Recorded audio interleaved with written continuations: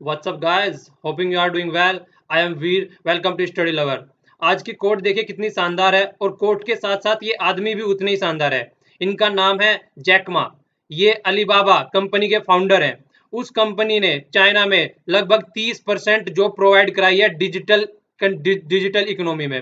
तो समझ सकते हैं चाइना जैसी कंट्री में 30% जॉब डिजिटल इकोनॉमी में प्रोवाइड करना तो कंपनी किस लेवल की होगी। और ये वो एक ऐसे इंसान है जो अपनी बहुत बड़ी उम्र तक कुछ नहीं कर पाए, लगभग 30 से 35-40 साल तक ये कुछ नहीं कर पाए। ये टीचर थे स्टार्टिंग में। इसके बाद इन्होंने ठाना मतलब कि कुछ करना है। तो यार अगर कोई भी उम्र है वो बैरियर नहीं हो सकती। कभी भी आप कभी भी कुछ भी करना चाहें, एक बार बस आपको ठानना है मुझे कुछ करना है, उसके बाद में तो यार कुछ भी नेगेटिविटी नहीं होती है, सब पॉजिटिविटी में चेंज हो जाती है। बस एक बार आप ठानिए तो सही। इसी तरीके से ये अपनी कोट भी लिखते हैं यहाँ पे। Today is hard, tomorrow will be the worst, but the day after tomorrow will be sunshine. ये कोट बिल्कुल अच्छे से इंप्लीमेंट हो रही है इनके ऊपर। जिस तरीके से इनका जो टुडे था और टुमारो था, जिस टाइम पे थे ये बहुत ही हार्ड और वर्स्ट था, पर लेकिन उसके बाद में जो दिन आया उन्होंने इनकी जिंदगी इस तरीके से चेंज कर दी कि ये हमेशा इंस्पायरेशन ढूंढते रहते थे दूसरों में, और आज की डेट में ये सबको इंस्पायर करते हैं कि किसी भी टाइम पर अगर आप कुछ करना चाहे तो लाइफ में सब कुछ कर सकते हैं। नथिंग इज इम्पॉसिबल, वो इन्होंने प्रूफ करके दिखा दिया है अपनी इस एज में भी। वही बात है जिस तरीके से संदीप महेश्वरी सर भी बोलते हैं, यार अपने फील्ड के पक्के खिलाड़ी तो बनो, फिर इतना मिलेगा आप लोगों ने कभी सोचा भी नहीं होगा। वही बात इन्होंने इंप्लीमेंट की है और आज की डेट में देखिए ये कहाँ पे हैं। ठीक है, तो आइए अब स्टार्ट करते हैं द हिंदू का एनालिसिस। आज 29 मार्च है और स्टार्ट करने से पहले मैं आप सब लोगों का थैंक्स करना चाहता हूं यार, जिस तरीके से आप लोगों ने मुझे सपोर्ट किया है। देखिए आप लोगों से मन से डाउट निकाल देना चाहता हूं कि मैं इसको बंद करूंगा, मैं इसको कभी भी बंद करने वाला नहीं हूं। ठीक है, जी हाँ, कभी भी बंद करने वाला नहीं हूं। मैं इसको हमेशा कंटिन्यू रखूंगा। हाँ, ये हो सकता है कभी कभी कि न्यूज़पेपर थोड़ा लेट हो जाए या एक आध दिन ना आए तो अगले दिन आएगा, पर लेकिन ये हमेशा चलता रहेगा। नॉर्मल कंडीशन में तो हमेशा चलता रहेगा और एक्सट्रीम कंडीशन में भी थोड़ा डिले हो सकता है, पर न्यूज़पेपर का डिस्कशन आएगा ही आएगा। ओके, तो लव यू टू ऑल यार, आप लोगों ने जिस तरीके की सपोर्ट की है, मतलब बनता है यार आप लोगों को लव यू बोलना। Okay, love you. तो देख लेते हैं, चलिए अब आज कंटिन्यू करते हैं आज का डिस्कशन। आज के डिस्कशन में सबसे पहले ही एक बड़ा अच्छा क्वेश्चन भी आएगा आप लोगों के लिए, तो देख लेते हैं आज क्या क्या डिस्कशन स्टार्ट करना है हम लोगों को। ये वाला फर्स्ट आर्टिकल है, ये आधार कार्ड से रिलेटेड है। हम लोग बहुत ही बार डिस्कस कर चुके हैं, जैसे कि आप सभी लोग जानते हैं कि आधार कार्ड मैंडेटरी कर दिया था मिड डे मील स्कीम में, जिसके बाद में आर्टिकल आया था जीन ड्रीजी के द्वारा। उन्होंने बहुत ज्यादा क्रिटिसाइज किया था कि चाइल्ड के राइट का हनन हो रहा है। आधार कार्ड और भी कई जगह मैंडेटरी कर दिया गया है। सोशल सिक्योरिटी की जितनी भी स्कीम्स होती हैं उनमें भी आधार कार्ड मैंडेटरी कर दिया था गवर्नमेंट के द्वारा। तो सुप्रीम कोर्ट ने क्या कहा है कि आधार कार्ड मैंडेटरी करो, पर लेकिन सोशल सिक्योरिटी स्कीम्स में नहीं, क्योंकि वो सोसाइटी को एम्पावर करने के लिए होती है, सोसाइटी के वेलफेयर के लिए होती है। आप नॉन वेलफेयर की स्कीम्स में इसको मैंडेटरी कर सकते हैं। तो वही सब कंट्रोवर्सी चली हुई आ रही है, 3-4 बार सुप्रीम कोर्ट इनको बोल चुका है कि मत इसको मैंडेटरी करो, पर गवर्नमेंट है कि बार बार उफान पे आ रही है और बार बार इसको मैंडेटरी कर देती है। तो उसी के द्वारा सुप्रीम कोर्ट ने कई बार इनको लताड़ा है, कई बार इन पर फटकार लगाई है इसी चीज को लेते हुए। पर लेकिन फिर भी ये वही बात कर रहे हैं, तो आर्टिकल में वही सारी चीजें डिस्कस की गई है। ये थोड़े से फैक्ट्स एंड फिगर है जो आपको याद रखने हैं और कई बार पूछे भी जाते हैं। ये देखिए बहुत ही मतलब नॉर्मल सी बात है। ये आप लोग आधार कार्ड देखते होंगे तो आप लोगों को सबसे पहली बात यह है कि अपने आधार कार्ड का कम से कम नंबर याद कर लीजिए आप, क्योंकि ये आपके साथ में लाइफ टाइम रहने वाला है, ये चेंज नहीं होने वाला है। तो ये एक यूनिक आईडी हो गई है आपकी, जिंदगी भर आपके साथ में रहेगी। ठीक है, तो उसको याद कर लीजिए, कम से कम ऐसी चीज याद होनी चाहिए आपको। ठीक है, तो एक तो बात ये हो गई।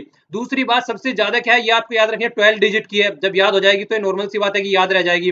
दूसरी बात सबसे इंपॉर्टेंट ये है, आप लोगों को ये याद रखनी है कि ये ministry of electronics and information technology के अंडर है। किसके अंडर है? Ministry of electronics and information technology. Okay, याद रखना है, डाई हार्ड फैन हो इसके, याद रखो आधार कार्ड के। ठीक है ना, जिस तरीके से आधार कार्ड ले लेकर चलते हो उसी तरीके से इसको भी याद रखो अच्छे से। और दूसरा सबसे इंपॉर्टेंट क्वेश्चन क्या है, ये भी बहुत बार आपको मतलब चकमा दे सकता है। ये आपके सिटीजनशिप होने का प्रूफ नहीं है। जी हाँ, ये आपके सिटीजनशिप होने का प्रूफ नहीं है। अगर आप किसी को दिखाए कि ये मेरे पास आधार कार्ड है and I am the citizen of India, तो दिस इज नॉट एप्लीकेबल। ये भी आप लोगों को घुमाया जा सकता है इस क्वेश्चन में कि जिसके पास आधार कार्ड है कि वो इंडियन सिटीजन है। और दूसरी बात और है, ये भी नहीं, ये प्रोवाइड कराता है डोमोसाइल डोमोसाइल सर्टिफिकेट दिया जाता है स्टेट गवर्नमेंट के द्वारा हर एक स्टेट में, वो एक अलग है। तो ये ऐसा भी नहीं प्रोवाइड है कि आपके पास में आधार कार्ड है तो ये प्रूफ हो जाएगा कि आपके डोमिसाइल का सर्टिफिकेट है। तो ये दोनों ही आप लोगों को याद रखनी है, चीजें बहुत ही ज्यादा इंपॉर्टेंट है और एक तरीके से आप लोगों को मतलब चकमे में दिया जा सकता है, एग्जाम में आप लोगों को गुमराह किया जा सकता है ये स्टेटमेंट देके। ये तो है ही। और बाकी के वही सब न्यूज़ है कि प्राइवेसी का हनन होता है, इसको अब सिम कार्ड में भी एप्लीकेबल कर दिया गया है कि जिसको भी सिम कार्ड लेना है वहां पे सबको अपना मैंडेटरी बना दिया गया है। सब लोगों को अब आधार कार्ड लेके जाना पड़ेगा और जितने भी पुराने सिम कार्ड इशू किए गए हैं उनका भी आधार के द्वारा वेरिफिकेशन किया जाएगा। तो वही सब सारी न्यूज़ है घूम फिर कर, ठीक है। ये वाला आर्टिकल जो ह्यूमन राइट की रिपोर्ट आती है श्रीलंका में, आप लोग जानते हैं कि श्रीलंका में एक बहुत ही ज्यादा जिनोसाइड टाइप की कंडीशन बन गई थी, बहुत ही सारे आदमी मारे गए थे। तो उसके बाद से बार बार श्रीलंका पे रह रहकर एक ह्यूमन राइट कमीशन की रिपोर्ट आती है जिसके द्वारा इनको बार बार मतलब क्रिटिसाइज किया जाता है कि जिस तरीके से आदमी उस टाइम पर मारे गए थे, जिस तरीके से उनके साथ में कंडीशन जो हो गई थी उसको आज तक भी ये सुधार नहीं पाए हैं। तो आर्टिकल को अच्छे से डिस्कस करेंगे इसको, ठीक है ना। ये नीचे वाला आर्टिकल क्रिकेट से रिलेटेड है। सबसे पहले तो congratulation to all of you, India ने ऑस्ट्रेलिया को हरा दिया है बहुत ही अच्छे से। तो वही सारी चीजें हैं, क्रिकेट के बारे में दे रखा है, हमारे किसी काम का नहीं है आर्टिकल। ये वाला आर्टिकल आदित्य योगीनाथ जी से, जो कि उत्तर प्रदेश के चीफ मिनिस्टर हैं। कितने नंबर के चीफ मिनिस्टर हैं? 21st नंबर के चीफ मिनिस्टर हैं। इनके द्वारा पुलिस को बहुत ही हाई फाइव मतलब पुलिस को बहुत ही बुरी बुरी कह सकते हैं, अच्छी कह सकते हैं, मतलब टाइट करके ले रहे हैं। देखिए उत्तर प्रदेश जो पुलिस है वो माना जाता है मतलब इंडिया में सबसे बड़ी पुलिस है स्टेट में अगर देखा जाए तो वो पुलिस जो है। पर लेकिन अगर दूसरी तरीके से भी देखा जाए तो जो एडमिनिस्ट्रेशन के अंदर में रहते हैं, देखिए दो पुलिस सब्जेक्ट जो है ना, आप लोगों को ये याद रखना है, तीन लिस्ट होती है। एक तो होती है सेंट्रल लिस्ट, दूसरी होती है स्टेट लिस्ट और तीसरी होती है कॉन्करेंट लिस्ट। सेंट्रल लिस्ट पे सेंटर की पावर रहती है पूरी, स्टेट लिस्ट पे स्टेट की पावर रहती है, पर कॉन्करेंट लिस्ट में दोनों की पावर रहती है, ठीक है। तो कॉन्करेंट लिस्ट में जैसे दोनों की पावर रहती है, पर लेकिन अगर दोनों में लड़ाई हो जाती है कि मेरी पावर रहेगी मेरी पावर रहेगी, तो सेंटर जीत जाएगा, उसमें सेंटर को प्रेफरेंस दिया जाता है कॉन्करेंट लिस्ट में। तो जो स्टेट लिस्ट है, तो उस स्टेट लिस्ट में पुलिस को जो रखा गया है वो स्टेट के सब्जेक्ट में रखा गया है। तो स्टेट के अंडर में जब तक पुलिस रहती है तब स्टेट के अंडर में पुलिस रहती है और स्टेट गवर्नमेंट ही उसको पूरा हैंडल करके चलती है। तो कहीं ना कहीं आप लोग कह सकते हैं अगर स्टेट में कोई भी गुंडागर्दी हो रही है, लॉ एंड रेगुलेशन की कंडीशन खराब हो रही है या कुछ भी इस तरीके की चीजें चल रही है, तो वो कहीं ना कहीं पुलिस का हाथ रहता है। और पुलिस अगर जब तक सही नहीं रहेगी, और पुलिस कब तक सही नहीं रहेगी? जब तक स्टेट गवर्नमेंट नहीं चाहेगी। क्यों? क्योंकि उन्हीं के अंडर में काम कर रही है। तो अब ये बहुत ही टाइट तरीके से ले रहे हैं, हालांकि आर्टिकल हमारे काम का नहीं है क्योंकि उत्तर प्रदेश की पॉलिटिक्स है, कंप्लीट उत्तर प्रदेश के बारे में डिस्कस किया गया है। तो वही सारी चीजें, पुलिस को रिफॉर्म करना चाहिए, पुलिस को अच्छे से लेके चलना चाहिए। देखिए इसके सबके पीछे एक सबसे बड़ी एक और कोशिश है कि पुलिस एक ऐसा सब्जेक्ट है जिससे आदमी आज की डेट में हेल्प मांगते हुए हिचकिचाते हैं, जबकि वो बनाई गई कंप्लीटली आदमियों के लिए, मतलब सोसाइटी के लिए है, सोसाइटी के वेलफेयर के लिए है। पर लेकिन आज की डेट में अगर कुछ भी हो जाता है तो बस ये सोचता है कि यार केस किसी तरह पुलिस के पास ना चला जाए। तो पुलिस को एक ऐसे इन्वायरमेंट से हटा के हमको एक फ्रेंडली इन्वायरमेंट बनाने की जरूरत है, जिससे कि कोई भी आदमी न झिझके, कोई भी इंसान है अगर वो न झिझके कि पुलिस के पास में जाना है, आराम से पुलिस के पास में जा सके। और पुलिस का एक फ्रेंडली रवैया होना चाहिए, ना कि दादागिरी वाला, ना कि दबंग वाला जो कि मूवियों में दिखाया जाता है, ठीक है।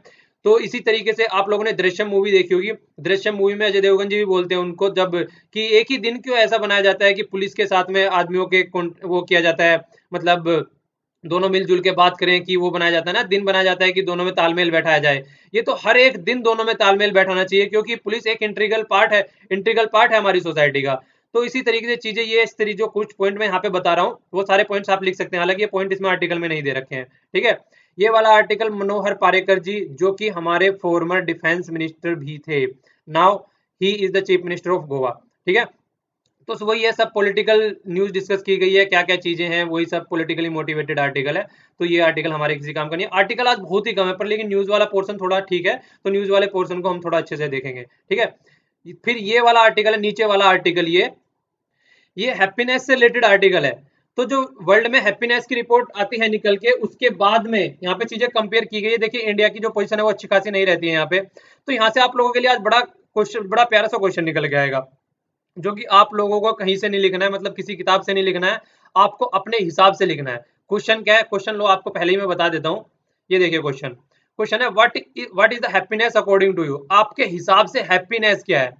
देखिए माँ के लिए जो हैप्पीनेस हो सकती है वो अपने बच्चे को किलकारी मारता हुआ देख सकती है। किसान के लिए जो हैप्पीनेस हो सकती है अपनी फसल को लहराता हुआ देख के हो सकती है। मतलब हर एक आदमी के लिए अगर हैप्पीनेस देखी जाए तो अलग अलग होती है। तो इसी तरीके से आपकी क्या हैप्पीनेस है, आपको अपने वर्डों में लिखना है। कम से कम 100 वर्ड तो लिखिएगा ही, दिल से लिखिए, दिल खोल के लिखिए। आज मतलब हैप्पीनेस डे बना लीजिए अपना, ठीक है ना। तो अच्छे से दिल खोल के लिखिए, जो भी आप लिख सकते हैं कुछ भी बना के, किसी भी लैंग्वेज में जो भी आप लिख सकते हैं, जिस भी लैंग्वेज में लिख सकते हैं, हिंदी इंग्लिश उर्दू, अपना लिखिए बस, ठीक है। और जहां पे भी लिख सकते हैं, फेसबुक पे लिखिए, यहाँ पे नीचे लिखिए, कहीं भी लिखिए, और अपना अपने विचार लिखिए बस, ठीक है ना। आइए अब देखते हैं आगे क्या है फिर इसमें। ये नीचे वाला आर्टिकल है, ये एक आदमी लिख रहे हैं, उनको एक ईमेल आया है, तो उस ईमेल का इन्होंने रिप्लाई किया, और उस ईमेल का रिप्लाई करने के बाद में फिर जिस आदमी को इन्होंने रिप्लाई किया वो सेटिस्फाइड हुआ, तो इनको लग रहा है कि वो सेटिस्फाइड हो गया है। तो ये तो एक अलग चीज हो गई। मैं बताता हूँ कि आर्टिकल में मेन है क्या।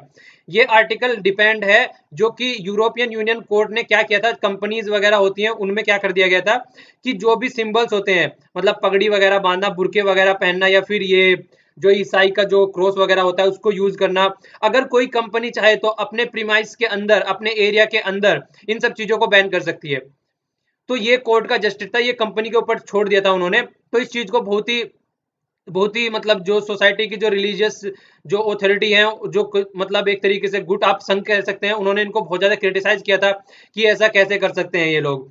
देखिए, अगर किसी आदमी ने कंपनी चलाई है, तो एक उसके उसके मतलब वो अपने पूरे रिसोर्सेज लगाता है, तो वो चाहता है कि वहां पे एक अच्छा इन्वायरमेंट बना रहे, कोई भी ये ना कहे कि मैं हिंदू हूं, मैं मुस्लिम हूं, मैं सिख हूं, मैं ईसाई हूं। वहां पे सब ऐसे एम्प्लॉय रहे इस कंपनी के, और सब अच्छे से रहे। देखिए, स्कूल्स में जो ड्रेस भी होती है ना, उसका भी यही पर्पज होता है।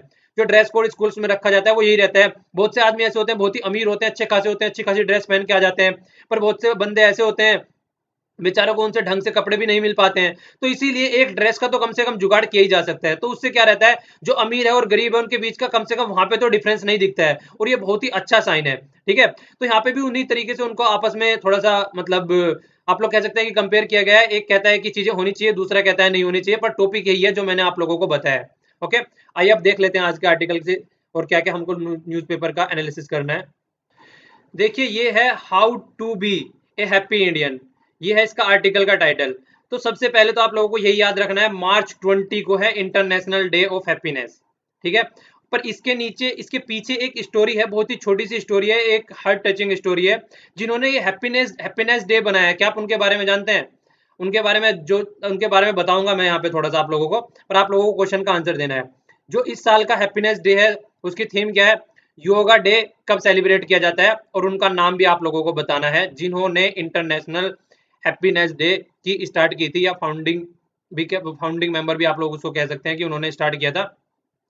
तो जो ये इंसान थे, ये कोलकाता की स्ट्रीट से मतलब पाए, ये कोलकाता की स्ट्रीट में रहा करते थे, कोलकाता में रहा करते थे, ठीक है। ये एक ऑर्फन थे, और इनको मतलब जो मदर टेरेसा जी थी उस टाइम पे, उन्होंने इनको सपोर्ट किया, और इसके बाद में इनको अडेप्ट कर लिया गया एक यूएसए के इंसान के द्वारा, और वहीं पे इनका लालन पालन हुआ फिर। तो एक ऑर्फन आदमी, उन्होंने दी हैप्पीनेस की कॉन्सेप्ट और डेफिनेशन टू द वर्ल्ड।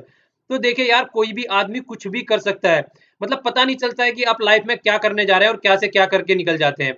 तो इसलिए हमेशा जिंदा दिल रहिए, बस एक चीज रखिए, कभी भी टेंशन मत लीजिए। टेंशन जो होती है ना, मतलब होती बीमारियों की जड़ होती है। टेंशन लेने से कुछ भी सॉल्यूशन नहीं होता है। अगर टेंशन लेने से सॉल्यूशन होता तो यार मैं दुनिया भर की टेंशन ले लूं, अगर मुझे सारी चीजों के सॉल्यूशन मिल जाए। पर ऐसा नहीं हो सकता है, सब चीजों के सॉल्यूशन बिगड़ जाते हैं। तो देखिए, जो आदमी ऑर्फन था, जो गलियों में मतलब एक तरीके से इस तरीके के इंसान ने ये सारे काम किए हैं, ठीक है। अब आगे देखिए क्या है इसमें। तो एक ऐसे इंसान ने इतना कुछ करके दिखाया, तो जिसके पास में माता पिता भी नहीं थे स्टार्टिंग में, तो आप लोग तो कुछ भी कर सकते हैं यार, आप लोगों के पास में किस चीज की कमी है। तो वो क्या देके गए, देखिए, वर्ल्ड को हैप्पीनेस डे दे के चले गए, मतलब चले नहीं गए, मतलब अभी है, मतलब वर्ल्ड को हैप्पीनेस डे दिया उन्होंने। तो अगर देखिए ये चीज को प्रमोट क्यों करता है, क्या क्या चीजों को प्रमोट कर सकता है, एक तरीके से देखा जाए, more inclusive, more equitable and balance approach to the economic growth भी इस तरीके से देखी जा सकती है। सबसे पहले तो सस्टेनेबल डेवलपमेंट। सस्टेनेबल डेवलपमेंट आप लोग कैसे कह सकते हैं, देखिए कोई चीज को सस्टेन करके रखना, मतलब जैसे कि आज की डेट में आप पेड़ पौधों का एग्जांपल ले लीजिए। आज की डेट में जितने पेड़ पौधे हैं, अगर हम उन सबको काट दे, तो जो हमारी आने वाली जनरेशन है उनको ढंग से पेड़ पौधों की जो छाया है, पेड़ पौधों की जो स्वच्छ हवा है, वो नहीं मिल पाएगी। तो हम लोगों को क्या करना है, इनको सस्टेन करके रखना है, हमको यूज भी करना है, पर सस्टेन भी रखना है, आगे वाली जनरेशन को फॉरवर्ड भी करना है इसको, जिस तरीके से हमारी पीछे वाली जनरेशन ने हमको फॉरवर्ड किया ये सब। तो हमको इनको बिल्कुल बेकार नहीं करना है। तो यार यहाँ पे ये भी रहता है, जैसे आप लोगों का बर्थडे आता है, तो उस दिन आप दो काम कर सकते हैं, एक तो ब्लड डोनेशन कर सकते हैं, जो कि सबसे अच्छी बात होती है, उससे बड़ा दान कोई माना ही नहीं जाता है जो ब्लड डोनेशन है। और दूसरा आप क्या कर सकते हैं, एक पेड़ लगा सकते हैं, जिससे कि हमारी आने वाली जनरेशन बहुत ही अच्छे से रहे। तो ये आप लोग चीजें कर सकते हैं। और पुअर्टी पुअर्टी देखिए, पुअर्टी भी खत्म होती है इससे, ठीक है ना। क्योंकि इन्वायरमेंट से ही आदमी एक हर एक तरीके से कनेक्ट है। अगर ये सब चीजें सही रहेंगी, एक सस्टेनेबल लेव में सारी चीजें रहेंगी और आदमी खुश रहेगा तो काम भी अच्छा करेगा, तो क्या होगा, पुअर्टी का भी रेडिकेशन होगा। तो दोनों ये यहाँ पे भी फायदा करती है। और देखिए खुश रहेगा जो आदमी, खुश रहता है ना वो आदमी इतना काम कर जाता है खुशी खुशी में। आप लोग जानते ही होंगे जब कभी आप लोगों का खुशी का मोमेंट होता होगा तो आप लोग कितना अच्छे से अपने आप का अपना पोटेंशियल यूज करके निकल जाते हैं। तो इसी तरीके से खुश रहना एक मतलब आप कह सकते हैं कि बहुत ही जरूरी है लाइफ में, एक अच्छी लाइफ जीने के लिए। और सबसे बड़ी बात है, इससे आपकी लाइफ भी बढ़ती है। जी हाँ, अगर आप अच्छे से खुश रहेंगे तो आपकी जो लाइफ है वो भी बढ़ जाएगी, कम से कम 2-3 साल तो बढ़ी जाएगी अगर डेली हंसा करेंगे और डेली खुश रहेंगे। और खुश रहने का सबसे अच्छा तरीका है दूसरों की हेल्प करो। इससे ज्यादा खुशी किसी चीज से मिल ही नहीं सकती। अगर पैसे के पीछे आप लोग भाग रहे हैं ना, कुछ टाइम बाद पैसे मिल जाएंगे, उसके बाद क्या, कुछ टाइम बाद आप किसी भी चीज की जरूरत कर रहे हैं वो मिल जाएगी, उसके बाद क्या। पर लेकिन अगर जो आदमी दूसरों की हेल्प करने में खुश रहता है ना, वो कभी आदमी दुखी रह ही नहीं सकता, वो हमेशा खुश रहेगा और उसकी खुशी की कोई लिमिटेशन भी नहीं होगी। ठीक है। तो देखिए इसी तरीके से तो सब पीपल भी अच्छे रहेंगे, इससे खुशी रहेगी। पर लेकिन अगर ट्रेडिशनल इंडियन के हिसाब से देखा जाए तो जो यूएन की डेफिनेशन है खुशी की वो थोड़ी डिफरेंट है, और इंडियन की जो डेफिनेशन है खुशी की वो थोड़ी डिफरेंस है। तो उन दोनों में थोड़ा कंपेयर करके चला है जो डेफिनेशन है यहाँ पे इंडियन की खुश रहने की। देखिए जो इंडियन पीपल है वो जिंदा दिल इंसान है। वो जरा जरा सी चीजों में खुश हो जाते हैं, बड़ी बड़ी चीजों के लिए नहीं करते हैं। तो वही कई सारी चीजें आगे डिस्कस की गई है कि तो इंडियन कैसे खुश रहते हैं। तो बोल भी रहे हैं कि हमको इन जो यूएन के रिजोल्यूशन की जरूरत नहीं है खुश रहने के लिए, हमारी एक ग्रेट कल्चर है। तो हमारे पास एक ग्रेट कल्चर ट्रेडिशन है, हम जिसके हिसाब से अपना आप खुश रह सकते हैं। देखिए इंडिया में इतने सारे त्योहार होते हैं, कहीं पे भी इतने सारे त्योहार नहीं होते हैं यार। हर एक चीज के लिए त्योहार है हमारे पास यहाँ पे, हर एक रिलीजन में त्योहार है हमारे यहाँ पे। तो किस लिए है वो, इसीलिए है कि हमारी सोसाइटी में हम लोग मिलजुल के रह सकें, हम इंजॉय कर सकें। और देखिए हम अपना त्योहार तो अब सेलिब्रेट करते हैं, दूसरों का भी त्योहार सेलिब्रेट करना चाहिए। उससे क्या होता है, एक और दिन मिल गया यार खुश रहने का और लोगों के साथ में मिलजुल करने का। तो मिलजुल के रहो, सोसाइटी में एंजॉय करो अच्छे से। तो जो यूएन के द्वारा काउंट की जाती है उसका थोड़ा डिफरेंस है कि वहां पे क्या करते हैं, ह्यूमन डेवलपमेंट इंडेक्स को ग्रोस नेशनल हैप्पीनेस को काउंट करते हैं, पर जीडीपी को अगर देखा जाए तो उस पर ज्यादा फोकस नहीं दिया जाता है। तो इसको फोकस करें तो इंडिया की सबसे अच्छी खासी इंडिया की जीडीपी चल रही है। और देखिए यूनाइटेड स्टेट का डिक्लेरेशन ऑफ इंडिपेंडेंस को जो बोला जाता है एक तरीके से life, liberty and pursuit of happiness, इन चीजों के रूप में उसको देखा जाता है। तो फाउंडिंग प्रिंसिपल बोला जाता है इसको। जिसने भी परस्यूट ऑफ हैप्पीनेस वाली मूवी नहीं देखी होगी, मैं रिकमेंड करूंगा कि ये मूवी जरूर देखिए। आप लोगों को बहुत ही कुछ सीखने को मिलेगा इस मूवी से। बहुत ही माइंड ब्लोइंग मूवी है यार, इस मूवी को जरूर देखिएगा। तो देखिए इंडियन की जो इंडियन पीपल है वो खुश किस तरीके से होते हैं, बहुत ही अच्छा लगा मुझे आर्टिकल पढ़ के। हम लोगों के लिए कोई बड़ी चीजें नहीं होनी चाहिए कि हमको खुश होने के लिए बहुत ही बड़ी चीज चाहिए। तो हम लोगों के लिए छोटी छोटी सी खुशी होती है। हमारा तत्काल का टिकट जो होता है, अगर वो भी हमारा कंफर्म हो जाए, आराम से टिकट मिल जाए, उसको मैनेज कर लेते हैं तत्काल में, तो हम लोग उससे खुश हो जाते हैं। हम लोगों को कहीं ब्राइब ना देनी पड़े, कहते हैं कि यार देख आज मैंने एक काम करा दिया, आज मैंने ब्राइब नहीं पे करी। तो हम मोटिवेटेड भी वो फील करते हैं, कॉन्फिडेंट भी फील करते हैं। डिजिटल वॉलेट में अगर पैसा पहुंच जाए 2G फोन से, जो कि कनेक्शन ढंग से नहीं रहता है, अगर अपना खुद का पैसा भी निकल जाए, जिस तरीके से लाइन में खड़े थे के जो एटीएम से पैसे निकालते हैं, बैंक से पैसे निकालते हैं, वहां भी खुश होते हैं और भाई पैसे निकाल के लाया और आज तो मजे करेगा, पार्टी करेगा। तो रिलीजन भी बहुत सारे हैं खुशी होने के लिए हमारे यहाँ पे, बहुत सारे जैसे हमारे पास में रिलीजन राइट है, हम सब अपने फेस्टिवल डिफरेंट डिफरेंट इंजॉय करते हैं।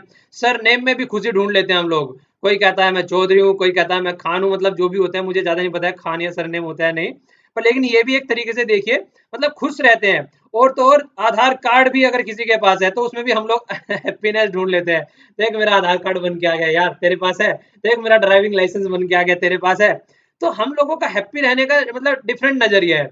कई तरीके से हम लोग हैप्पी रहते हैं, जो कि ये इस तरीके की चीजें दुनिया में देखने को नहीं मिलती है। तो ये हमारा तरीका है हैप्पी रहने का, और जो कि वर्ल्ड देख के इसको सरप्राइज भी रहता है कि इंडियन पीपल कितने हैप्पी रहते हैं, कितना एंजॉय करते हैं, कितने फेस्टिवल है, किस तरीके से शादी भी यहाँ पे होती है, कितने एंजॉयमेंट्स होता है, पूरा फेस्टिवल सेलिब्रेट की तरीके से करते हैं हम लोग जब शादी बनाते हैं। और जबकि अगर वेस्टर्न कंट्री में देखा जाए तो आराम से कर जरा सा जाके वहां पे चर्च में कर कुरा के थोड़ी सी देर में साइड में हो जाते हैं। तो इंडियन कल्चर जो है वो बहुत ही अच्छी है, और यहाँ पे सब लोग मिलजुल के इसीलिए रहते हैं। देखिए हमारी कंट्री आज तक मिलजुल के रह रही है और आगे बढ़ रही है, उसका यही रीजन है। ठीक है। ये सारे पॉइंट्स आप एथिक्स के पेपर में भी यूज कर सकते हैं, ये सारे पॉइंट्स आप ऐसे में भी यूज कर सकते हैं। ये फालतू के पॉइंट नहीं है, बकवास नहीं है। आप लोग सोच रहे हो कभी बकवास चल रही है ऐसी मजे मजे में, ये सारे पॉइंट्स आप लिख सकते हैं, प्रैक्टिकल पॉइंट है, बहुत अच्छे नंबर मिलते हैं इनको लिखने के। देखिए ये वाला आर्टिकल वैसे देखिए श्रीलंका के बारे में है, कंप्लीटली कंप्लीटली श्रीलंका की इंटरनल चीजें डिस्कस की गई हैं। हालांकि ज्यादा इंपॉर्टेंट नहीं है, पर थोड़ा सा इशू इंडिया के साथ में कनेक्ट हो जाता है, तो इसलिए आर्टिकल को डिस्कस करेंगे। और जो आर्टिकल लिखने वाले हैं वो भी जाफना के रहने वाले हैं। जाफना, जाफना कहाँ पड़ता है, जाफना देखिए ये इंडिया हो गया, ये श्रीलंका हो गया, तो श्रीलंका के जो ऊपर वाला पोर्शन है ये यहाँ पे जाफना पड़ता है। तो वहाँ के रहने वाले, तो सारी चीजें वहाँ की पॉलिटिक्स क्या होती है, सारी चीजें वहाँ की डिस्कस की गई है। तो आर्टिकल को देख लेते हैं, वैसे हमारे ज्यादा किसी काम का नहीं है, पर फिर भी एक ओवरव्यू मिल जाएगा हम लोगों को कि चल क्या रहा है कहाँ पे। ठीक है, थोड़ा ओवरव्यू दे देता हूँ मैं स्टार्टिंग से ही लेके, मतलब लाइन टू लाइन वहां ना पढ़ के, फिर आप लोगों को वहां पे नोट्स मिले जाएंगे उसके। देखिए हुआ क्या था, स्टार्टिंग से लेके चलते हैं। जब इंडिया इंडिया आजाद हुआ 1947 में, श्रीलंका आजाद हुआ 1948 में। ठीक है, तो यहाँ पे क्या हुआ था कि जो श्रीलंका वाले एरिया के, जो यहाँ पे जो नीचे तमिल एरिया है हमारा तमिलनाडु, वहां से क्या किया उन्होंने, जो अंग्रेज थे वो बहुत सारे तमिल पीपल को यहाँ पे श्रीलंका लेके गए हुए थे। तो मैक्सिमम जो श्रीलंका यहाँ पे लेके गए हुए थे, ये बड़े वाले मैप में देखिए, यहाँ पे श्रीलंका वाले पोर्शन में लेके गए हुए थे टी प्लांटेशन के लिए, या और भी मजदूरी के लिए, और भी कई सारी चीजों के लिए। और आप सभी लोग जानते हैं कि जो हमारा नीचे वाला पोर्शन है, अगर वहां पे पढ़ाई के पॉइंट ऑफ व्यू से देखा जाए, लिटरेसी के पॉइंट ऑफ व्यू से देखा जाए, वो बहुत ही मतलब पढ़ने लिखने में नॉर्थ वाले एरिया से ज्यादा है वहां पे पढ़ाई लिखाई का सिस्टम। तो इसीलिए क्या हुआ था, जब वे यहाँ से यहाँ पे लेके गए, तो श्रीलंका का जो नॉर्मल जो पॉपुलेशन है वहां की, सिन्हाला बोलते हैं जिसको, वो बुद्धिस्ट कम्युनिटी है मैक्सिमम। तो वहां पे क्या था, वो सारे पीपल भी अगर देखा जाए, वो उनके कंपेयर में भी जो श्रीलंका के आदमी थे वो बहुत ज्यादा पढ़े लिखे थे। तो वहां पे अगर जॉब में देखा जाए, तो वहां पे उनको सब को प्रेफरेंस दिया जाता था, गवर्नमेंट ऑफिशियल में भी उनको सब जगह प्रेफरेंस दिया जाता था, या फिर वहां पे कॉलेज और यूनिवर्सिटी है, वहां पे सारी जगह वही आदमी पाए जाते थे। तो इससे जो वहां की, जबकि ये पॉपुलेशन इतनी ज्यादा नहीं थी, पर लेकिन जॉब में और गवर्नमेंट ऑफिशियल में इनकी सबसे ज्यादा वहां पे, मतलब सबसे ज्यादा रहते थे ये। तो इसीलिए जो दूसरी पॉपुलेशन थी, दूसरी कम्युनिटी थी वहां पे, जो सिनीहाला जिसको आप बोलते हैं, तो वो बहुत ही मतलब डिप्रेस्ड फील करती थी कि यार सब जगह ये, सब जगह पोस्टों पे यही बैठे मिलते हैं, सब जगह इन्हीं की भरमार है, हर जगह यही इंजॉय कर रहे हैं, हमारा तो, हमारे देश में होते हुए हमारा तो कुछ है ही नहीं। तो फिर यहाँ क्या हुआ, यहाँ पे अपराइजिंग होनी स्टार्ट हो गई, मूवमेंट होने स्टार्ट हो गए। तो मूवमेंट होने स्टार्ट हो गए, तो एक दूसरे से दोनों में लड़ाई होनी स्टार्ट हो गई, नॉर्थ वाले और जो बाकी का श्रीलंका वाला एरिया है। तो फिर कई सारी ऐसी चीजें हुई कि यहाँ के पॉलिटिशियन भी डिवाइड हो गए, ऊपर वाले कुछ नीचे वाले। तो इस तरीके से कंडीशन चलती रही। तो यहाँ पे इस टाइम से, बहुत पुराने टाइम से चली हुई आ रही है। तो फिर 2009 में आके कुछ ऐसी चीजें हुई कि एक वर्ल्ड लेवल की देखिए, चल तो बहुत ही पुराने से रही है, आपने एलटीटीए के बारे में भी सुना होगा। तो चल तो बहुत पुराने से रही है, जिसमें जिसमें हमारे फॉर्मर प्राइम मिनिस्टर भी मारे गए थे, वो भी इसी कॉन्स्पिरेसी का शिकार हुए थे, राजीव गांधी जी मारे गए थे उस टाइम पे। ठीक है, तो ये बहुत ही पुराना इशू चला हुआ रहा था। और तो इसीलिए क्या हुआ यहाँ पे, तो ये डिफरेंट उसमें दो दो कम्युनिटी में बट गए, तो इनके बीच में लड़ाई हुई, तो बहुत सारे वार चली यहाँ पे। तो फिर बहुत सारे, मतलब जब वार चलती है तो क्या होता है, आप लोगों ने सीरिया में देखा होगा क्या होता है वहां पे। वार में जो जो वार चला रहे हैं वो तो चला ही रहे हैं, नॉर्मल आदमी इतने सारे मारे जाते हैं, जो कि नॉर्मल आदमी होते हैं, उनका किसी वार से कोई रिलेशन नहीं होता है। तो उसी तरीके की कंडीशन यहाँ पे निकल के आई, तो ह्यूमन राइट के इशू निकल के आए। तो जो आर्टिकल लिखने वाले हैं वो कह रहे हैं कि ह्यूमन राइट का इशू था, यहाँ पे आदमी मारे गए थे, वो सारी चीजें अपनी जगह है, वो सब अपनी जगह एक तरीके से सही है। सिविल वार जो एंड हुई थी 2009 में, उससे पहले बहुत सारी स्टोरीज ऐसी हैं, बहुत सारे ह्यूमन राइट के केस हुए यहाँ पे। पर लेकिन जिस नजरिए से आज की डेट में ह्यूमन राइट का इशू वहां पे देखा जा रहा है, वो बिल्कुल डिफरेंट एंगल है। यहाँ पे सब अपने हिसाब से यहाँ पे ह्यूमन राइट का इशू देख रहे हैं। वेस्टर्न कंट्री चाहती हैं कि उनका हिसाब से, उनका एक तरीके से देखिए यहाँ पे ये है। अगर इसमें देखा जाए तो चाइना अपना वर्चस्व बढ़ा रही है, अपना एरिया बढ़ा रही है यहाँ पे। तो वेस्टर्न कंट्री चाहती है, यूएसए जैसी कंट्री की यहाँ पे आके अपना, मतलब थोड़ा प्रेजेंस रहे, तो एशिया में उसकी प्रेजेंस रहेगी। तो आज की डेट में पॉलिटिसाइज किया जा रहा है, ये कह रहे हैं कि जो ह्यूमन राइट का इशू है उसको पॉलिटिसाइज किया जा रहा है। जो इशू था वो इशू से बिल्कुल भटक चुकी है चीजें, और उसको एक पॉलिटिसाइज की तरीके से देखा जा रहा है, अपने अपने बेनिफिट के लिए इसको यूज कर रहे हैं सब। तो श्रीलंका पे जब से केस चला हुआ है, क्या हुआ था, श्रीलंका में देखिए केस चला हुआ है उसके ह्यूमन राइट इशू से रिलेटेड। तो इन्होंने क्या मांगा है, अब यहाँ पे रिजोल्यूशन मार्च में, न्यू रिजोल्यूशन आने वाला है मार्च में। ठीक है ना, मार्च 23 में न्यू रेजोल्यूशन आया है। तो उसमें क्या किया गया है, उन्होंने एक्सटेंशन मांगा है कि 2 साल का, कि 2 साल दीजिए हमें, 2 साल में जो भी हमारे यहाँ पे ह्यूमन राइट के इशू हैं हम उनको सोल्व करेंगे, और हम चीजों को सेटल करने की कोशिश करेंगे। तो इन्होंने ये एक्सटेंशन मांगा है। तो नॉर्मल सी बात है, अगर ये कंट्री वाले एक्सटेंशन मांगेगी गवर्नमेंट या जो भी है, यहाँ पे देखिए रिजीम चेंज हुआ था, अब तक राजपक्षे की गवर्नमेंट थी, अब यहाँ पे रिजीम चेंज होकर आ गया है। ठीक है ना, तो जो अब ये अपना वो मांग रहे हैं, एक्सटेंशन मांग रहे हैं कमिटमेंट करने के लिए, कि अकाउंटेबिलिटी रहेगी, जो काम किया है पुराने टाइम में, गलत काम हुए हैं तो उनको सुलझाया जाएगा, और जो भी उसमें, जिनको भी उसमें मतलब हानि पहुंची है, उनको थोड़ा फायदा पहुंचाया जाएगा, और उनके बारे में कुछ सोचा जाएगा। तो इस बारे की अगर ये चीजें सोच रहे हैं, तो देखिए सामने वाली अपोजिशन है जो भी है, वो उनको अपोज करेंगी, तो वही काम फिर आगे हो रहा है यहाँ पे। तो देखिए उसी तरीके से फिर जो नेशनलिस्ट जो कैंपेन चलाने वाले हैं, और मेन तमिलनाडु के पॉलिटिशियन है, वो सब इसको अपोज कर रहे हैं कि एक्सटेंशन नहीं देना चाहिए, और इनको जल्दी से जल्दी जितना हो सके इस पे फोकस किया जाए कि ये इस चीज को सुधारे। ठीक है, क्योंकि जितना जस्टिस जितना डिलेड होएगा उतना ही फिर एक तरीके से डिनाइड हो जाता है जस्टिस। पहले से ही इतनी ज्यादा चीजें हो चुकी हैं, और जिन चीजों पे फोकस करना चाहिए उन चीजों पे ये फोकस ही नहीं कर रहे हैं। जो इश्यूज है वहां पे, इश्यूज जैसे कि क्या हो रखा है वहां पे, उनकी लैंड जो है वो आर्मी ने अपने अंडर में ले रखी है, और डिसअपियरेंस, बहुत सारे आदमी डिसअपियर हो गए हैं वहां से, पता ही नहीं चला है वो कहाँ चले गए हैं। आर्मी के अंडर में लैंड है बहुत सारी, इवन स्कूलों की भी लैंड है, वहां पे बच्चे पढ़ नहीं पाते हैं। और जो जो मिसिंग है पीपल, उनकी फैमिली के बारे में कुछ सोचा नहीं जा रहा है। और बहुत से आदमी और जो फिश फोक है वहां के वर्कर हैं, या फिर मतलब सप्रेस्ड पीपल है उस एरिया के, और नॉर्दर्न एरिया वाले मुस्लिम कम्युनिटी है, उन सब के बारे में कुछ सोचा ही नहीं जा रहा है। मतलब जिस तरीके से बहुत ही स्लो प्रोसेस एड्रेस की जा रही है उनकी प्रॉब्लम, और आप इनको और एक्सटेंशन दे रहे हैं तो ये और भी स्लो कर देंगे चीजों को। तो वो सारी चीजें बोल रहे हैं कि इनको स्लो मत दो, स्लो मत करो इनको, ये सारी चीजें इनको एक तरीके से और ज्यादा टाइट करो कि जल्दी जल्दी करें। अब यहाँ पे क्या बता रहे हैं कि जब से विद्रोह चला उसमें डिफरेंट करेक्टर थे, एक शिफ्ट थी मूवमेंट में, कहीं तो सिविल राइट के मूवमेंट कर रहे थे, कहीं जो अंदर जो विद्रोह करने वाले हैं या सिन्हाला कम्युनिटी के जो रूरल एरिया वाले हैं वो कर रहे थे, तो उनको सबको सप्रेस भी किया गया कई बार टेररिज्म के वो लगा के, एक्ट लगा के, और मतलब सप्रेशन किया गया ड्यूरिंग उस टाइम पे। और कहीं ट्रेड यूनियन वाले अपनी बातें बता रहे थे, कहीं जो यूनियन के जो लास्ट लेट वाले फेज में जो यूनिवर्सिटी के टीचर है, फिर उन्होंने भी अपनी मतलब ये भी चीजों को आगे लेके चले कि किस तरीके से ये चीजें हो रही हैं, गलत हो रही हैं यहाँ पे।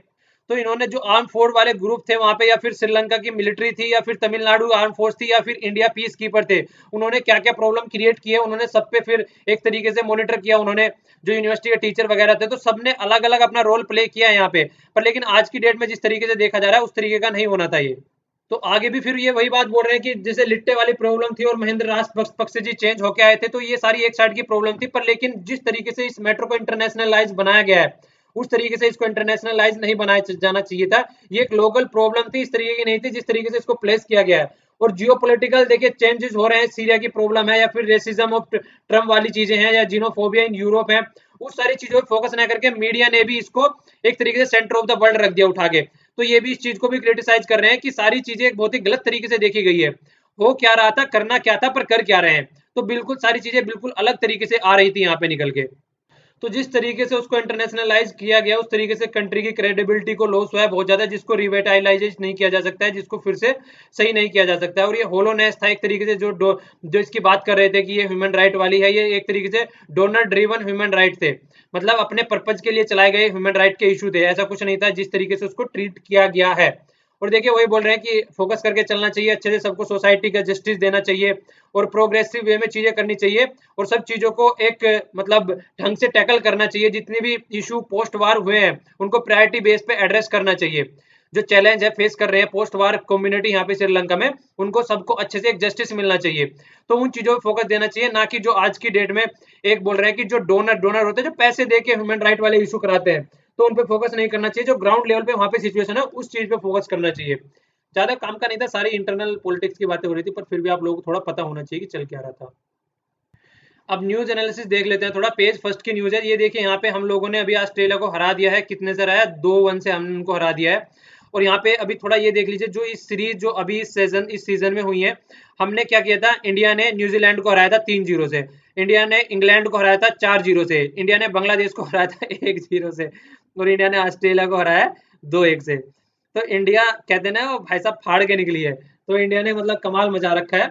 तो ये थोड़ी चीजें हैं, वैसे तो ज्यादा इंपॉर्टेंट नहीं है, पर फिर भी आप लोगों को पता होना चाहिए कि हर एक एरिया में पता होना चाहिए थोड़ा थोड़ा चल क्या रहा है। एक जर्नलिस्टिक अप्रोच, अपनी एक जर्नलिज्म वाली अप्रोच रखो, सब पता होना चाहिए क्या चल रहा है हमारी कंट्री में। ओके, आइए अब आगे देख लेते हैं। पेज थर्ड पे ये न्यूज है, पेज 3 की न्यूज है ये। इसमें क्या किया गया है, request Myanmar to drop border fencing. Border fencing ये होती है इस तरीके से वार लगाना जिससे कि इधर के आदमी उधर ना जा सके और इधर के आदमी उधर ना आ सके। तो जो नागालैंड है, एक बार फोटो देख लीजिए तब आप लोगों को ज्यादा समझ में आएगी। ये किसने की है, ये अभी रिजोल्यूशन पास किया गया नागालैंड असेंबली के द्वारा, कि जो म्यांमार है, देखिए यहाँ पे एक मिनट, ये नागालैंड हो गया यहाँ पे, ठीक है ना। ये देखिए म्यांमार के साथ में बाउंड्री टच कर रही है इतनी, ये इधर हो गया म्यांमार। तो यहाँ पे म्यांमार वाले फेंसिंग लगाने जा रहे हैं। अगर वो फेंसिंग लगा देते हैं तो बॉर्डर के इस तरफ कुछ पीपल रहते हैं, इस तरफ कुछ पीपल रहते हैं, तो वो बहुत ही मतलब एक दूसरे से मतलब वो रहते हैं एक ही रिलीजन के आदमी, चाचा इधर है तो ताऊ इधर है, पापा उधर है तो मामा उधर है, तो काइंड ऑफ चीजें रहती है यहाँ पे। तो ये कह रहे हैं कि वो फेंसिंग रोकने से उनको मना करो, और असेंबली में एक रिजोल्यूशन पास किया गया है जिससे कि आदमियों को प्रॉब्लम ना हो, क्योंकि जो बहुत ही पोरस बॉर्डर है और आसपास में आदमी बहुत ही एक दूसरे से कनेक्टेड है। तो वो सेंट्रल गवर्नमेंट से बोल रहे हैं कि इस चीज को रोको, ठीक है। चलिए आप लोगों के यहाँ पे लिए क्वेश्चन भी निकल के आता है क्वेश्चन क्या निकल के आता है, आप लोगों को ये बताना है कि नागालैंड जो स्टेट है उसको कितनी बाउंड्री टच करती है। नॉर्थ ईस्ट के स्टेटों से बहुत सारे क्वेश्चन पूछे जाते हैं यार, तो नॉर्थ ईस्ट को थोड़ा देख के ध्यान से चलिएगा आप लोग। तो ये फेंसिंग करने की बात कर रहे हैं कि जिससे इधर के आदमी इधर ना आ सके और उधर के इधर ना जा सके। तो एक तो ये रिजोल्यूशन पास किया, इसके अलावा दो रिजोल्यूशन और पास किए हैं, नागालैंड कोऑपरेटिव सोसाइटी बिल 2017 और नागालैंड अप्रोप्रिएशन एक्ट रिपील ये किया गया है 2070। ये खैर स्टेट के हमारे किसी काम के नहीं है। पर कोऑपरेटिव सोसाइटी का नाम आते ही आप लोगों को बताना है कि इंडियन कॉन्स्टिट्यूशन में कोऑपरेटिव सोसाइटी डाली गई है, तो किस अमेंडमेंट के तहत डाली गई है, ये आप लोगों को क्वेश्चन आता है, बहुत ही इंपॉर्टेंट क्वेश्चन है, पूछा भी जाता है बहुत। तो यहाँ पे मैं कोऑपरेटिव सोसाइटी के बारे में आप लोगों को थोड़ा बताता हूँ। यहाँ पे देखिए कोऑपरेटिव सोसाइटी किस कॉन्स्टिट्यूशन अमेंडमेंट के तहत आई थी वो तो आप लोगों को बताना है। पीडीएफ में आंसर मिल जाएगा, इसको हटा दूंगा जब मैं पीडीएफ बनाऊंगा इसकी, ठीक है। तो एम क्या था, एम था इसका एनकरेज करना इकोनॉमिक एक्टिविटी, खासकर रूरल एरिया में, ठीक है ना। तो जो रूरल एरिया होते हैं उनमें एनकरेज करना ऑटोनोमस एक्टिविटीज को। तो ऑटोनोमस एक्टिविटीज को और कोऑपरेटिव एक्टिविटीज को एनकरेज करना एक तो ये था, और फिर था दूसरा एक तरीके से डेमोक्रेटिक फंक्शनिंग करना कोऑपरेटिव सोसाइटी की, और अकाउंटेबिलिटी रखना और मैनेजमेंट रखना ठीक से। तो इसके लिए चेंज कहाँ कहाँ किए गए हैं, पार्ट थर्ड में चेंज किए गए हैं, पार्ट फोर में चेंज किए गए हैं, और पार्ट नाइन्थ ए में चेंज किए गए हैं, ठीक है ना। तो पहले तो आप लोगों को यही पता होना चाहिए कि कॉन्स्टिट्यूशन में कितने पार्ट होते हैं। कॉन्स्टिट्यूशन में टोटल ये क्या हो गया, ये समझ में आ गया, ये होता है 22, 22 पार्ट होते हैं, याद रखना इसको, इतनी छोटी छोटी तो बातें कम से कम पता ही होना चाहिए। तो कॉन्स्टिट्यूशन में टोटल इतने पार्ट होते हैं। तो इन पार्टों में देखिए क्या किया गया, फर्स्ट पार्ट में यहाँ पे क्या किया गया है, इसमें इसमें और यूनियन के साथ में कोऑपरेटिव सोसाइटीज ऐड कर दिया गया है, ठीक है। तो ये वाला आप लोगों को याद रखना है। एक तो पार्ट थर्ड में ये चेंज किया गया है, और पार्ट फोर्थ में आर्टिकल 43 बी इंसर्टेड किया गया है, जहां पे भी बी देखिए, एक तो होता है छोटा लिखा रहता है, ऐसे ए बी लिखा रहता है, वो तो नॉर्मल होता है। जो बड़े बड़े ए बी लिखे रहते हैं ना, वो अमेंडमेंट वाले पार्ट होते हैं, उनको अमेंड करके वहां पे डाला जाता है, इस चीज को याद रखिएगा।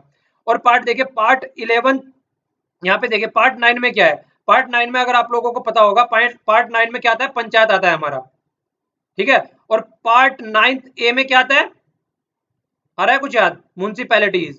अब यहाँ पे पार्ट 9 बी कर दिया गया है, तो यहाँ पे क्या गया, कोऑपरेटिव सोसाइटीज। तो आप लोगों को याद रखना है, तो ये सारे चेंजेस किए गए हैं कॉन्स्टिट्यूशन में, इनको याद रखना है, ठीक है ना। बहुत ही इंपॉर्टेंट क्वेश्चन बन जाता है ये।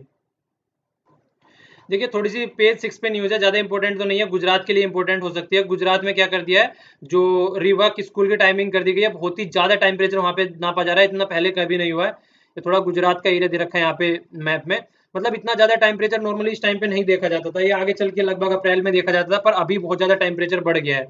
तो देखिए कितना ज्यादा टेम्परेचर बढ़ता जा रहा है ह्यूमन एक्टिविटीज के द्वारा। और डोनाल्ड ट्रंप जी आगे आपको पता चलेगा बोल रहे हैं कि ह्यूमन एक्टिविटीज का कोई इसमें पार्ट ही नहीं होता है। चलिए आगे देखते हैं। पेज 7 की न्यूज है, माइनिंग बैन कर दी गई है उत्तराखंड में। तो याद रखिएगा उत्तराखंड में माइनिंग बैन कर दी गई है, और एक कमेटी सेट की गई है, कमेटी सेट की गई है, जब तक उसकी रिकमेंडेशन नहीं आ जाती है तब तक माइनिंग बैन रहेगी उत्तराखंड में। ये हुआ क्यों है, क्योंकि एक फॉरेस्ट वर्कर मार दिया गया था, जो चेज कर रहा था, पीछा कर रहा था माइनिंग माफिया का। तो माइनिंग माफिया वालों ने उसको मार दिया गया है, तो उसी के ऊपर कमेटी सेट करने की बात चल रही है, तो उत्तराखंड में। तो इसको याद रखिएगा, उत्तराखंड हाईकोर्ट आजकल बहुत न्यूज में चल रहा है। आप लोगों ने को ये पता होगा, जमुना और गंगा को जब लाइव एंटिटी का नाम दिया गया था, तो वो भी बात चीजें चल रही है, वो भी चीजें याद रखिएगा आप लोग। आगे देखते हैं। आगे वाला देखिए, ये पेज 7 की न्यूज है, बहुत ही इंपॉर्टेंट न्यूज है, ये वाली काफी इंपॉर्टेंट न्यूज है। जो न्यू मेंटल इलनेस के रिलेटेड बिल आया है लोकसभा में, तो उससे रिलेटेड ये सारी न्यूज दी गई है, तो काफी इंपॉर्टेंट न्यूज है, इसके कई सारे प्रोविजन यहाँ पे बताए गए हैं, देख लेते हैं। तो इसमें क्या क्या चीज रखी गई है, सबसे इंपॉर्टेंट जो फर्स्ट टाइम है, उनको कम्युनिटी के साथ में रिहेबिलिट किया जाएगा। मतलब जो अगर कोई बीमार आदमी है, इस तरह की कंडीशन है, उसके मेंटली थोड़ा इल है, तो उसको कम्युनिटी के साथ में रखा जाएगा। पहले क्या होता था, उसको बाहर हटा दिया जाता था, यार बाहर हटा दिया गया, अगर कोई बीमार आदमी है, माइंड में थोड़ी प्रॉब्लम आ गई है, तो डिप्रेशन की वजह से आती है या फिर टेंशन की वजह से आती है, तो कम्युनिटी के साथ में रखो, उसके माँ बाप और मतलब फैमिली के साथ में रखो, पेरेंट्स के साथ में रखो, तभी तो सही होगा। तो यही बात बोली जा रही है कि राइट टू लिव कम्युनिटी जो फर्स्ट टाइम दिया गया है, right to live within community. दूसरा क्या किया गया है, जो मेंटल इलनेस जो वर्कर होते थे उनको बढ़ा दिया गया, उनकी देखभाल करने वाले। तीसरा क्या किया गया है, ये होती है इलेक्ट्रोकॉन्वल्सिव थेरेपी, जिसके द्वारा आप देखा शोक दिया जाता है, आप लोगों ने मूवी में भी देखा होगा, शोक दिया जाता है उनको थोड़ी देर के लिए। तो क्या किया गया है उसको, जो जो प्रोहिबिट कर दी गई है, जो माइनर होते हैं, ठीक है ना, जो छोटे होते हैं, पर लेकिन जो एडल्ट होते हैं उनको पहले उनके यूज किया जा सकता है, पर लेकिन उनको ये किया जाएगा पहले एनिस्थीसिया, मतलब बेहोशी की हालत में पहुंचाया जाएगा, मसल रिलैक्सेशन का काम किया जाएगा, उसके बाद में अप्लाई किया जाएगा, ऐसे नहीं कि अप्लाई कर देंगे। और जो मेंटल इल पर्सन है उसको राइट दिया गया मेक द एडवांस, मतलब डायरेक्टिव की उसको किस तरीके का ट्रीटमेंट चाहिए। हालांकि देखिए इसको तो बोला गया कि ये एक वेग स्टेटमेंट आप लोग कह सकते हैं इसको, मतलब अगर कोई आदमी मेंटली इल है वो कैसे बता पाएगा किस तरीके से उसको ट्रीट करना चाहिए। तो ये तो खैर फालतू की बात है, पर लेकिन कुछ बात बहुत ही अच्छी है इसमें, तो जो कि फायदेमंद की है सोसाइटी के साथ में अगर उनको रखना है, ये वाली तो माइंड ब्लोइंग बात है, जो कि मतलब अप्रिशिएटिंग एक मूव है जिसको कि अप्रिशिएट किया जा सकता है बहुत अच्छे से। ये वाली न्यूज देखिए पेज 7 की न्यूज है, अच्छी न्यूज है ये भी। सुप्रीम कोर्ट अब जो हाईवे के पास में जो लिकर होती है उसको बैन कर दिया गया था, कितनी लोकेशन में, उसकी जो लोकेटेड होती है विद इन 500 मीटर, मतलब आधा किलोमीटर के अंदर। तो ये बहुत ही आसानी से आप लोगों को यहाँ पे उसमें मतलब चकमे में डाला जा सकता है, आप लोग कह सकते हैं आपको मतलब एक तरीके से कंफ्यूज किया जा सकता है। ये आप लोगों को याद रखना है, नेशनल एंड स्टेट हाईवे दोनों पे इंप्लीमेंट होता है। पूछा जा सकता है कि नेशनल पे इंप्लीमेंट होता है, नेशनल स्टेट दोनों पे इंप्लीमेंट होता है, या फिर एक पे इंप्लीमेंट होता है। तो इस तरीके से याद रखना है कि 500 डायमीटर में, ये जैसे हाईवे हो गया तो 500 में नेशनल और स्टेट दोनों पे इंप्लीमेंट होना है, ठीक है। ये पेज 7 की न्यूज थी, ये भी पेज 7 की न्यूज है नेक्स्ट वाली। ये किससे रिलेटेड है, ये BS3 व्हीकल से। BS किसको बोलते हैं, भारत स्टेज। ये यूज किस लिए किया जाता है, ये देखिए यूज किया जाता है जैसे कि आज की डेट में भारत स्टेज 4 की बात चल रही है, नेक्स्ट लेवल पे हम पहुंच गए। होता क्या है, ये एक ऐसी स्टेज होती है जैसे कि व्हीकल्स होते हैं, व्हीकल में जो पोल्यूशन निकलता है, तो उससे रिलेटेड जो नई नई स्टेज आती है, तो जो पुराने वाले व्हीकल्स होते हैं, पुराने वाली टेक्नोलॉजी होती है, उनको साइड में कर दिया जाता है, जिससे कि इन्वायरमेंट में ज्यादा इंपैक्ट ना पड़े। आप लोगों के लिए क्वेश्चन है, आप लोगों को बताना है किस मिनिस्ट्री के अंदर में ये आता है, ठीक है। इसको इंप्लीमेंट करने की बात चल रही है BS4 की। तो ये जो बहुत सारी मैन्युफैक्चरिंग कम्युनिटीज है वो सारे बोल रहे हैं कि BS3 के लगभग, मतलब लगभग बोल रहे हैं कि आराम से फेज आउट करो कि 40 लाख, मतलब 8.4 लाख लगभग प्रेजेंट में व्हीकल है यहाँ पे BS3 नॉर्म्स के। तो इतने व्हीकल को अगर एक बार आपको हटाना है तो आराम आराम से उसको हटाना पड़ेगा, ऐसे नहीं कि एक ही बार हटा देंगे। तो इसको इंप्लीमेंट करने की बात कर रहे हैं 1 अप्रैल से, तो 1 अप्रैल तो आ गया अभी 2-3 दिन बाद ही। तो इसको इंप्लीमेंट करने की बात करें और पुराने वाले को फेज आउट करना है तो बहुत ही ज्यादा नुकसान हो जाएगा। तो ये थोड़ा टाइम मांग रहे हैं कि इनको थोड़ा आराम आराम से फेज आउट करो, तभी नेक्स्ट वाली टेक्नोलॉजी और नेक्स्ट वाली यूज करेंगे। जैसे कि पुरानी टेक्नोलॉजी होती है ना, पुराने जो बहुत इन्वायरमेंट को वो पहुंचाते हैं नुकसान, इसके बारे में भी मैंने काफी नॉलेज, काफी इन्फॉर्मेशन PDF में डाल दिया, आप डाउनलोड करोगे तो आप लोगों को पता चल जाएगा। ये वाली पेज 11 पे न्यूज है, जो हमारे आर्मी के चीफ हैं, उनको आर्मी के चीफ को ऑनर्ड किया जा रहा है नेपाल के द्वारा। इस तरह के क्वेश्चन कई बार पूछ ले जाते हैं कि नेपाल ने किया है, म्यांमार ने किया है। ये अभी 2 दिन की, ये अभी कुछ दिनों की विजिट पे है, ठीक है ना। तो कुछ दिनों की विजिट पे गए हैं, तो इनको वहां पे ऑनरी का अवार्ड दिया गया है। नेपाल और बांग्लादेश की विजिट पे है ये, 28 अप्रैल से 28 मार्च से 2 अप्रैल तक, ठीक है ना। नाम क्या है इनका, रावत, विपिन रावत जी। आप लोगों को बताना है कितने नंबर के चीफ है ये, चीफ बताना आप लोगों को कितने नंबर के। अभी नंबर लिख दिया होता मैंने गलती से यार, बच गया क्वेश्चन, अभी क्वेश्चन बर्बाद हो जाता। आप लोगों को बताना है कमेंट में, ठीक है ना। और ये पहले ही पूछा जा चुका है, ये पहले से पूछा जा चुका है क्वेश्चन। देखिए पेज 12 पे न्यूज है, ट्रम्प, मतलब डोनाल्ड ट्रम्प जी से रिलेटेड है। डोनाल्ड ट्रम्प जी आप लोगों को पता है क्या क्या करने जा रहे हैं। तो वो बहुत ही सारी पेरिस क्लाइमेट चेंज के बारे में उन्होंने बोला था अपने जो प्रचार कर रहे थे उस टाइम पे, और भी कई सारी चीजें कि क्लाइमेट चेंज नाम की कोई चीज नहीं होती है, ये बस एक मन का भ्रम है।